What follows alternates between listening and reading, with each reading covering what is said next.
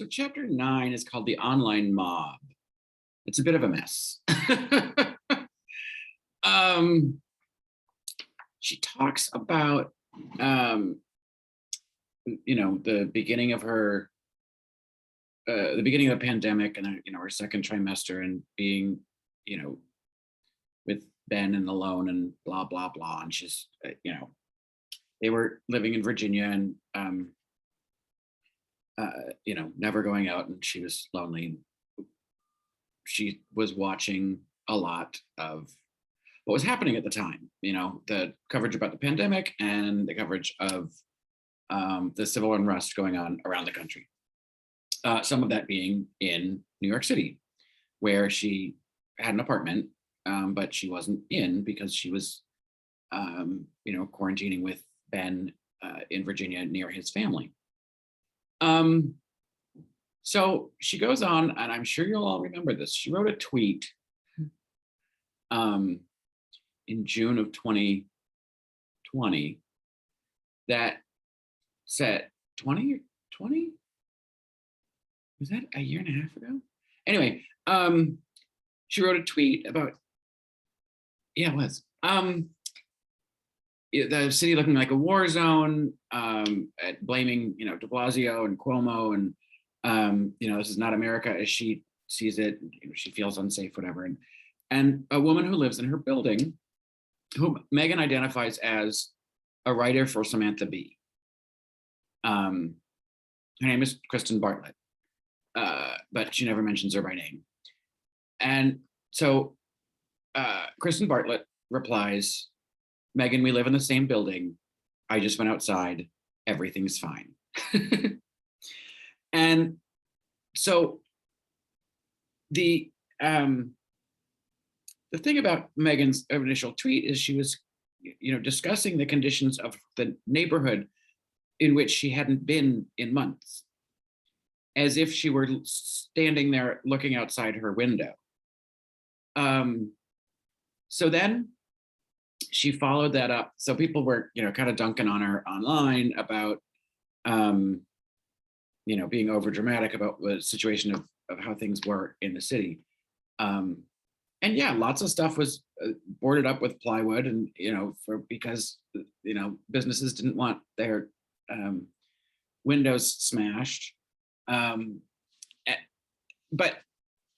Meghan then followed up the sort of the response to the tweet that she's 6 months pregnant, and a gossip column is about to reveal where she is, so thereby admitting that she's not in New York. So now everybody's like, "Well, you misrepresented yourself in the first tweet, you dum-dum." So again, that's a little more piling on.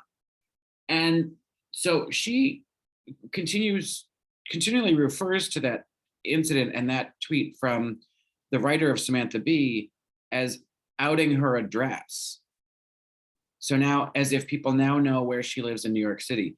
Now, unless Kristen Bartlett's address is, public knowledge, or, in her Twitter bio, which it's not. I don't know how that's outing her address, because that's not what happened. And she goes on to talk about that as being, and the the Twitter pylon, as being the most unwelcomed by a city that she loved, and it's the reason why she ended up giving up her apartment in New York and moving out, because she misrepresented herself and talked about and tweeted about the city in a way that she didn't actually have firsthand knowledge of, got caught doing that, and got some criticized for having done it. And so that's the entire reason that she left New York.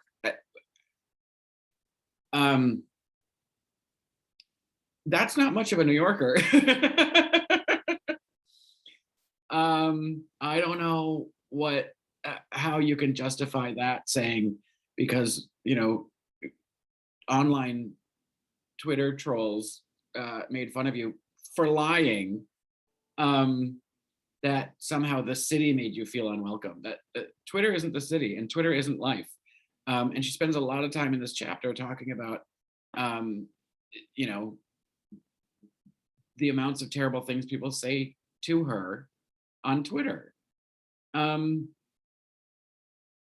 the, and as if that is somehow some representation of existence to her. Um, Twitter's just a fucking online platform. It didn't mean anything. There are benefits to it, in a way to communicate, but you get to curate your own experience by who you follow and who you block. So it's not like it has anything to do with a representation of real life. But she equates the two throughout the entire chapter. And that whole thing about leaving New York because Twitter dunked on her. Being who she is, she never had to live in the New York that most of us do, which is, living in a tiny little place, trying to figure out how you're going to pay your rent, working one job to the next to try to, elevate your situation a little bit. It's very difficult to move up in your living situations in New York. And, a whole lot more money doesn't necessarily give you much of an upgrade. Well, a whole lot more money to someone who has to live paycheck to paycheck. So she's never really experienced what that is. Sort of the struggle, I guess. But I don't. It's a willingly participated in struggle because we like the advantages of living here. So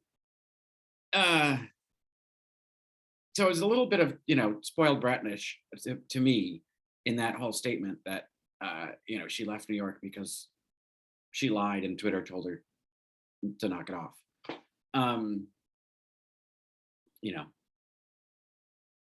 A real New Yorker moves on. Oops, all right, and you just keep going. Well, I'd love to know what Joy Behar has to think about that whole incident.